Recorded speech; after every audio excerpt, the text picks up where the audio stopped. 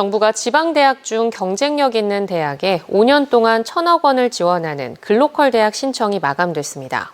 도내에서도 6개 대학이 도전장을 내미는 등 경쟁이 치열한데 강원도도 글로컬 대학 선정 등에 1조 8천억 원을 투자합니다. 홍한표 기자가 보도합니다.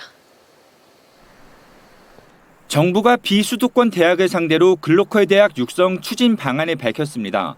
글로벌과 로컬의 합성어인 글로컬 대학은 지역의 산업과 경제, 문화를 선도하는 세계적인 대학을 만들겠다는 의미입니다.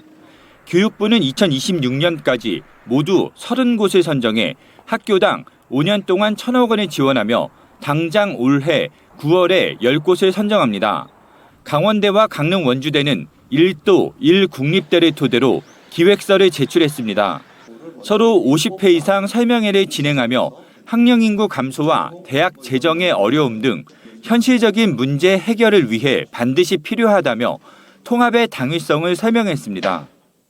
국제 문제라든지 즉 외국인 유학생 유치를 한다든지 아니면 창업 교육을 해서 창업 사관학교를 운영한다든지 1도1 국립대학이다 해서 일부 통합 또 연합 공유 이런 어떤 시스템을 좀 만들어서 그 미래를 대비하고자 하는 것이죠. 한라대는 미래 모빌리티, 반도체 등 원주 지역 업체들과 손을 잡고 업체에는 기술 지원을 해주고 대학은 인재를 양성하는 방안을 기획안에 담았습니다.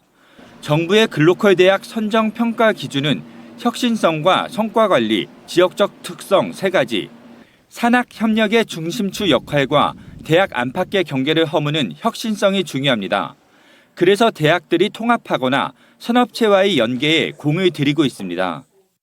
지자체, 산업체와 공동으로 구체적인 실행 계획을 수립하여 광역 지자체를 통해 지출해야 하며 실행 계획서에는 대학, 지자체, 산업체의 명확한 역할 제시와 함께 반면 경동대와 연세대 미래 캠퍼스, 한림대는 구체적인 전략을 공개하지 않고 있습니다.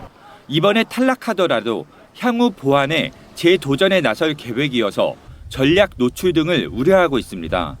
강원 지역 대학의 경우 지역 혁신 중심 대학 지원 체계, 즉 라이즈 사업에서 탈락했기 때문에 일단 10점 페널티의 약점을 안고 출발하지만 강원도가 전담 부서 설치, 내년 상반기 라이즈 센터 조성 등을 통해 10점을 만회한다는 계획입니다. 또 산학협력, 지역혁신, 미래산업연관 등 5년 동안 1조 8천억 원을 투입합니다. 5개 팀에 22명 전담부서를 설치하고 라이즈 센터는 내년 상반기 중에 구축할 예정이에요. 그래서 시범지역과 동일하게 10점을 받는 데는 문제가 없습니다. 정부는 심사를 거쳐 다음 달 중으로 15곳 안팎의 글로컬 대학을 예비 지정합니다. 이후 엄격한 심사를 거쳐 오는 9월쯤 최대 10곳의 글로컬 대학을 선정하기로 했습니다.